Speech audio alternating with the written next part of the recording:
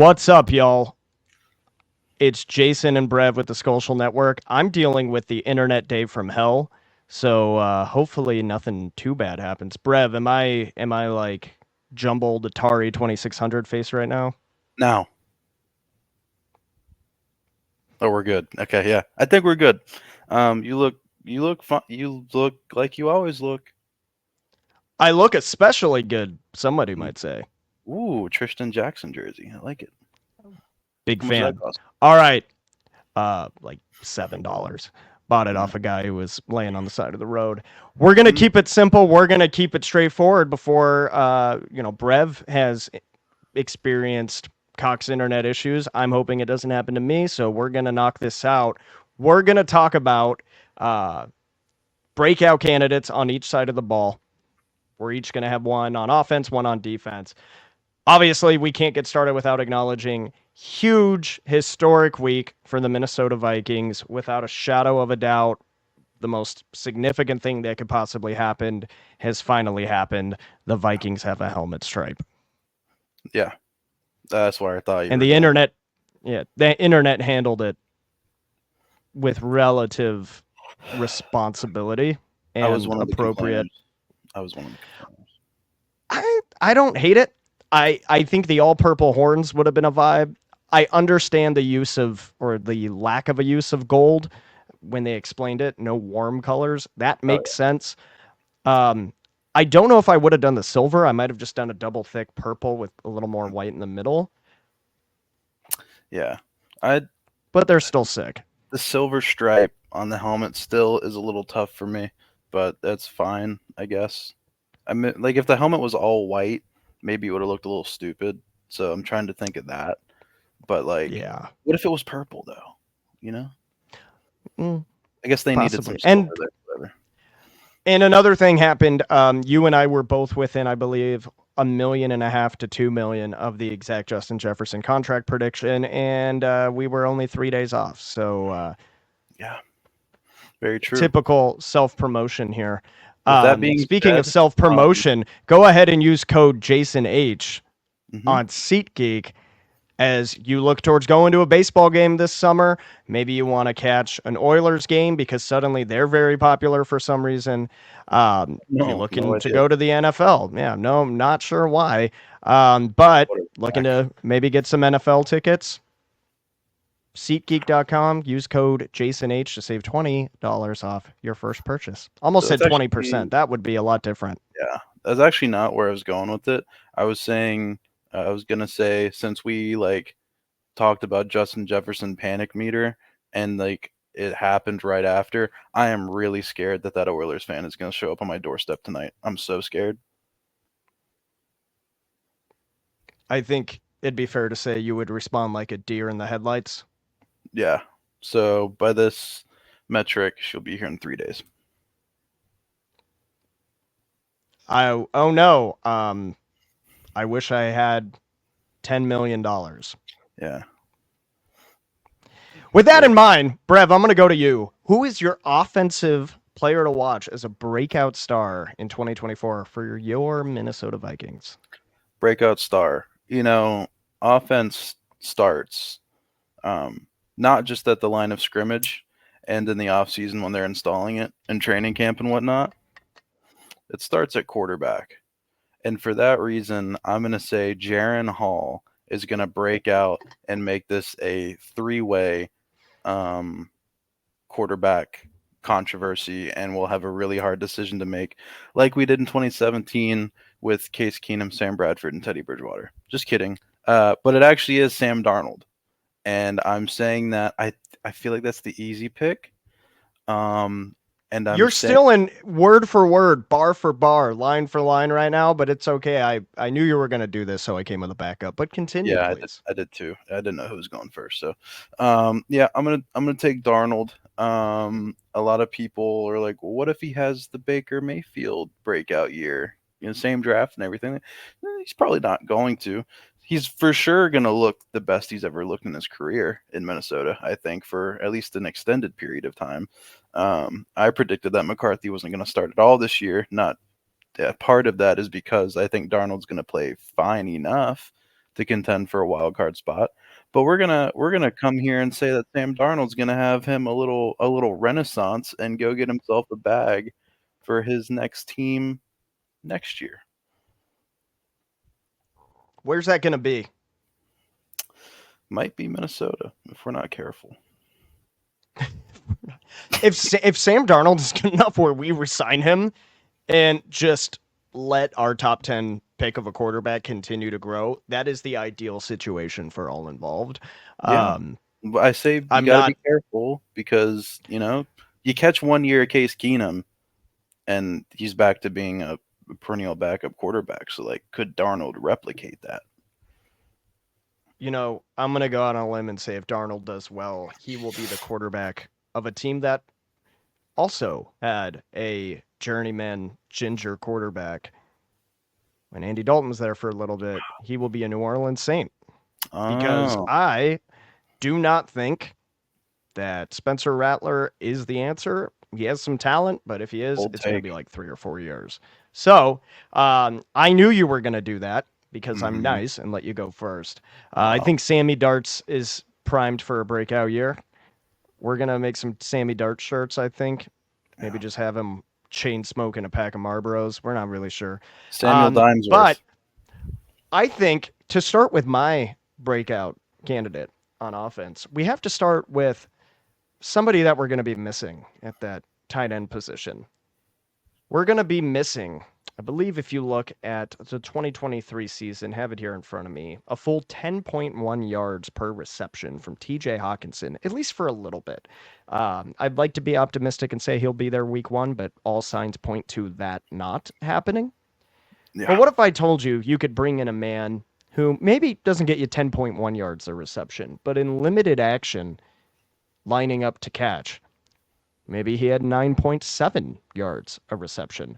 Maybe he was a pretty massive signing by Kwesi. And no, I'm not talking about newly announced Vikings tight end N'Keal Harry, who I happened to have the inside scoop on. Shout Hmm. out to him Hmm. living in Scottsdale and us sharing a chiropractor. Thank you for giving me credit on that. I Hmm. think the distinction that we are your number one source for for Vikings breaking news outside of specifically trading for the number 3 pick in the 2024 draft is an essential disclaimer. I don't I'm know. So talking about Josh Oliver, the quote unquote offensive lineman at tight end that we signed a year ago. He had limited receptions last year, I believe only 22. But in that time, I mean, 22 receptions, averaging close to 10 yards a reception, isn't, you could kind of call it a fluke, but like it's not CJ Ham catching 5 or 6 passes, right? This is somebody who has shown he has a little more to his game than what we were originally sold when he signed as just a pure run and pass blocker. Am I going to say he's going to emulate Hawkinson? Not necessarily. I think that's why we're getting creative at the tight end solution and pretty much giving anybody a shot. I think that Josh Oliver is poised for a Tyler Conklin type.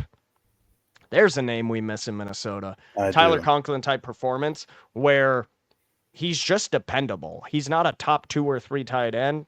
Don't think he'll ever hit that mark, but he's going to be dependable. He's going to get a lot of looks by Darnold, possibly McCarthy if he's playing before Hawk comes back. But even then, he rotates in and out of the offense pretty consistently and goes out on some routes here and there. So I think Josh Oliver is going to be my pick for breakout potential, mainly due to necessity. I know who's the other guy we signed who's been everywhere? Robert Tunyon. Hmm. Yeah, that that's a fun name. I always think Funyon when I hear it. But No. I think he'll get some action.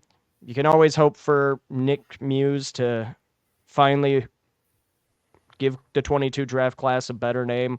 Uh, oh, God, I forgot about Johnny Munt. Our tight end room is like a bunch of C minus guys that any of them could just do something crazy in on a given notice.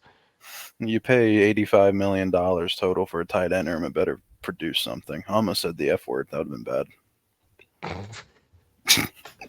Who you got showing up? Maybe I don't necessarily want to use the Ivan Pace term because that's a unique situation as a rookie, an undrafted rookie. Did you know he was I'm so sick of us having good undrafted players. I'm so sick of just hearing that. Did you know they went undrafted? Yeah, Hmm. no shit. I watched the draft. He wasn't there. Common happening. Oh no, Jason's frozen. Is it me? Oh no, I don't know what to do. I'm a deer in the headlights. Oh boy. Am Jason, I I. back? It shows I'm Oh, back. oh, Jason. Jason. Jason. Oh yeah, you're so back, I think. Now. Wait, no, you didn't say say something. Hello, am I back? Now. We got a slight delay. Brev, hit me with Okay. your defensive. Hit me with your. I think we're back. Hit me with Yeah. your defensive breakout star. My defensive breakouts there. There's a lot of guys you could go with. We touched on Ivan Pace. Pause. I think that's the easy pick, and I can't really say anything about easy picks because I picked Sam Darnold, so I can't slander anybody for doing that.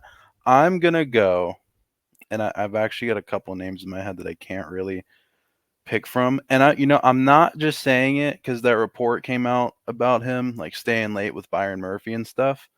I'm going Dwight McGlothern, an undrafted rookie, whom, again, your number one news source for everything breaking and telling you what you should think because we're right and you're wrong, behind Rick Sosa, of course, is Dwight McGlothern, corn-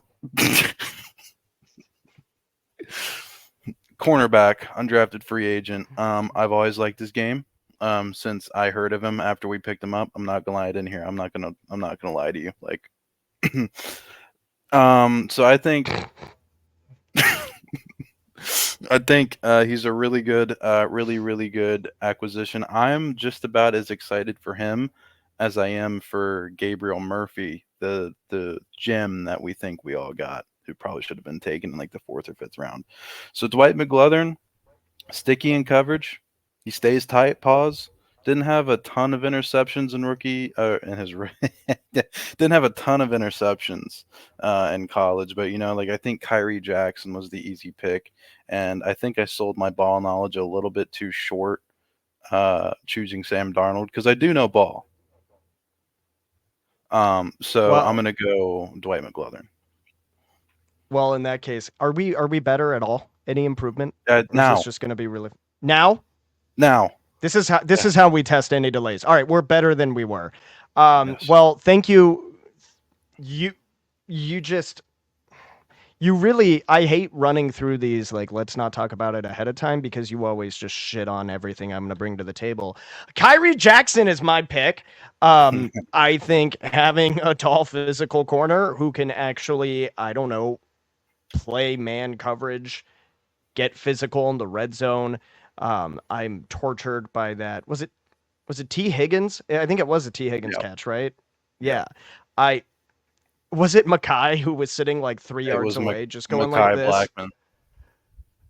Yeah. I and I like Mackay too, like a lot. I We mean, have a lot of Kais now. that was kind of We have nothing you two. could do. That was Cortland Sutton, by the way, in the Denver game. You're talking about the touchdown? No, I was talking about the Bengals game version. Did we play the? Oh shit! Oh darn, we did play the Bengals last year. Well, I remember he did it against Cortland Sutton too. I'm not wrong. I'm not wrong. We're both That right. is true. But I was referring to the Bengals That's game. true. I I think it remember was that T. now. Higgins. I can't remember if it was T. Higgins or Tyler Boyd, but I think it was Yeah, T. Higgins definitely T. right in the Higgins. corner. And it was against Caleb Evans. And I'm pretty sure the explanation I heard was Mackay thought it was being picked. So he kind of did a little like just Yeah, stop. And yeah. Anyways, happens. I think Mackay, you know what? I'm going to switch it up because I think Kyrie being there and just growth, I think Mackay is actually going to be the breakout player. I Mm, think that having Kyrie there is going to push him. It could be easy. Like everyone's always saying, it's going to be Andrew Booth. It's going to be Andrew Booth. I want it to be Andrew Booth. I like Andrew Booth. He was mocked to us in that draft at where we were originally picking 12, right? mm-hmm. He was mocked there to us in a million drafts. We got him in the second round. Like this is something that I would love for it to work out. I think it's going to be Mackay. I think that if you can have them just really body guys on the outside, Mm, pause, mm. then Byron Murphy can help in coverage. He could flex. I know he wasn't. I believe, if I remember correctly, Byron was a lot better on the outside of the numbers last year than he Hmm. was in the middle. He was So kind of maybe bad. let's flip that. Maybe I'll just flip that because I realized as I was saying that my point was not what I wanted it to be. Have Sometimes you one of bet those on guys. yourself and you go broke. Yeah, That's okay. yeah, 100%. I sometimes you cosplay as a ball knowledge person. Okay. But you put one of those guys, especially Kyrie, because he is larger in the slot where he can be able to handle like tight ends, things like that. Don't you dare. Mm. Um, and then hopefully we can actually have Byron Murphy in the place that he is most effective. I saw somebody say online earlier Byron Murphy is garbage, and somebody then put stats showing the differences of when he was and was not on the field last year, and it is significant after he got hurt. I think that wherever he's most comfortable and feels like he could be the most effective, you put him there, and then you have Kyrie and Makai. I think Makai is going to have a breakout year. Doesn't mean I don't think Kyrie is going to be a massive surprise. So I like either way that you go with it. I kind of bodied the Kyrie Jackson thing because I made the bet in my head that you were gonna say Jerry Tillery. I just like I threw a dart. I don't know why, but you bet on yourself, you go broke. Like I said. Um, so I really like either way you go because I want to introduce a new nickname. If Makai, I feel like I've done this. If Makai Blackman and Kyrie Jackson are like your starting outside corners for like a handful of years, and it's very obvious that they're going to be here. Makai Blackjack. So I have a different one, Okay, Makai Jack and Black. it's based off a popular YouTube channel via BuzzFeed from like 10 years ago. But I'm going Live. to call them the Kai guys. Oh, I Just get it. smoother than Makai Blackjack, even though that is funny. Is that the channel with like the really tall nerd and then the Asian guy? That guy quit to direct movies, but the really tall nerd, yes. And then there was the other Mm, guy who got kicked off for extracurricular activities with one of their staff members when he was married with a kid. But pussy. uh, I, there it is. Make sure to mark that profanity box on upload today, Brev. You forgot to do that last time, so you really, Whoops. really tried to push YouTube's algorithm to its limits there. Pussies. Either way, I think the defensive back room is going to be it's really going to be essential this year for at least one or two of them to step up in a major way. Otherwise, the Super Bowl window of 2025 through 2028 is going to need a lot of help in that area as well as interior defensive line to really even have a shot because we cannot have some of those goofball plays we've had the last few years, but especially last year because a lot of those guys are returning at least for now. So true. Did you, for your offensive breakout, did you consider Jalen Naylor? We've had this discussion offline. I think his physical tool set is great. I just don't know. I know injuries have been a piece of it. If he's going to really be a legitimate participating receiver at any point, it'll be this year. I think what let me go ahead and look into this because I'm curious what is his height difference from Brandon Powell? I think it's that much. I think Brandon Powell's 5'8", dude. He's 1 inch taller than me. Oh, you're right. Yeah, I'm like 6'4", so it all kind of blends together. Jalen Naylor height. Let's go ahead. So that is crazy, man. I just reminded me of the tush push. 6 foot. So that's 4 inches. I mean, that's significant. Is from what I've been told personally. So I would say that there's a height difference there that could definitely play a part in who's actually lining up at wide receiver 3. It's okay. I will say this: the Barstool level humor that you've come to love, hate, respect, or despise will be a little bit on the back burner next week because we actually have an esteemed gentleman of a guest planned to join us. We won't spoil it just yet. This is a busy person, and as news breaks, schedule could change. But we're really excited. If it isn't next week, we'll reschedule it. It's something we've been working on for a minute. But we'll be a little more buttoned up, a little more straight laced. We'll still have fun, but Brev hopefully won't be getting us a FCC violation. Hopefully. What's that? Is it a Federal Communications Commission. Just gonna go ahead and kill whatever momentum you were trying to build in your head towards some dumbass joke. That's fine. I'm just practice now. Just practice being well behaved. That's cool. All right. We always end up doing this whenever we tee up pick an offensive player, pick a defensive player. But Brev, who is your special teams breakout player of the year? Will Reichard. Yeah, it's Will Reichard. Yeah.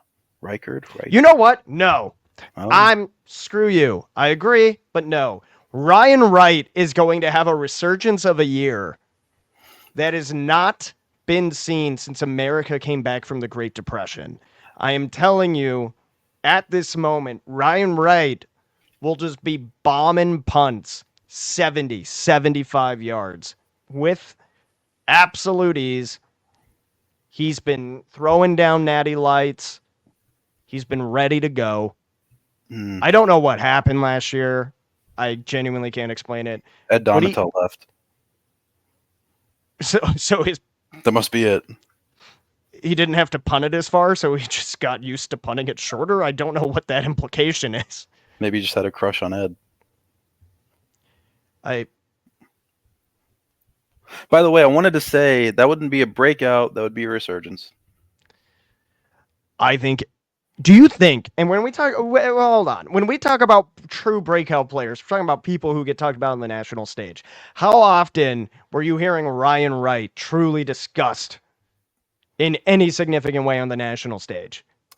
Not that much, but I think I was thinking of it.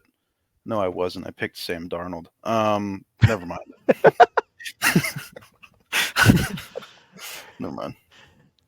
I don't know. Whatever your term is, because here's the thing, and it's okay to acknowledge this.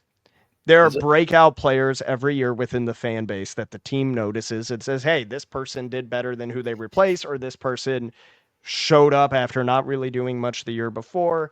But now that I'm thinking about it, it's outside of JJ and I don't even want to say really Addison. And I know we debated this, so screw you. But I don't think many Vikings get a whole lot of national love. And even when Justin Jefferson's discussed, it's why did he go back there? So I don't know. Maybe we can just lower the bar to people that we are happy to see be significantly better than either who they replaced or who they were before. Okay, buddy. Were you just thinking of saying that? Yeah, kind of. No. I mean, no, you're right. No, I do think you're right. I don't know. I think Vikings fans, we know Ryan Wright is good. There's still debate about it after last year. There should be. That's fair. Is there debate about TJ Hawkinson probably isn't worth the contract we gave him? Are we going to eventually end up talking about that? Yeah. I think my answer will be entirely dependent on when he comes back and how, because I could say how Darnold utilizes him, even if Darnold plays this whole year. But the majority of Hawkinson's contract isn't going to be played out with Sam Darnold at QB, most likely. So true. Like, we know Kirk had, I don't want to say he was check down Kirk, but he liked to utilize the tight end. And so you are just really just I can't even say the name of it. Can't even say tight end without you just giggling like a schoolboy. I wasn't laughing like that. I was laughing at the check down Kirk thing. Anyways, maybe there's more. Yeah, sure. Whatever. Usually going to the tight end to Hail Mary. Anyways. Are you proud of yourself? Why would I be that? You seem, I don't know. Anyways, as I was saying, some quarterbacks just, if they don't see their first or second read open, especially if they're looking towards a star wide receiver, they have trouble finding the tight end wherever they are in the field. I don't know if that's going to be a Darnold thing. A lot of people have said that that's where he throws a lot of picks historically, as he looks out wide, looks back to the middle of the field, and can't get a proper read and just kind of throws it. I haven't watched a ton of Sam Darnold film just because I watched him Casual. play in college. Brother, if I wanted to watch any highlights, quote unquote, of what was it, the 2018 New York Jets, there's a million things I would rather do than that. Or the 2021 Carolina Panthers, 22 Carolina Panthers. Good point.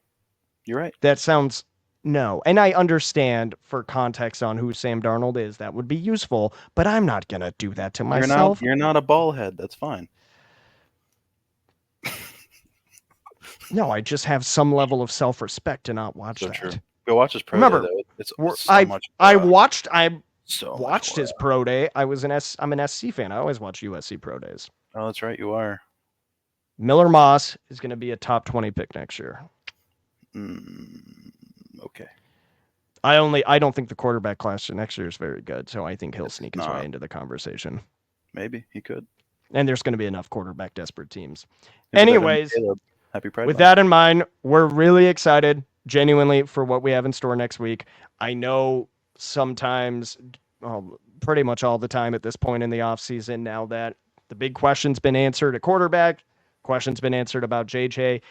There's a lot of content coming at you, and there's not a whole lot of news to talk about, but we're going to have a special guest next week who we're super excited to have. We'll post more on that via the Vikes Now social media and the Skolcial Network on Twitter. With that in mind, go catch a baseball game. Go watch some NBA Finals using Jason H. on SeatGeek. Don't use code Brev. Steal your credit card information. It's a whole mess. Yeah.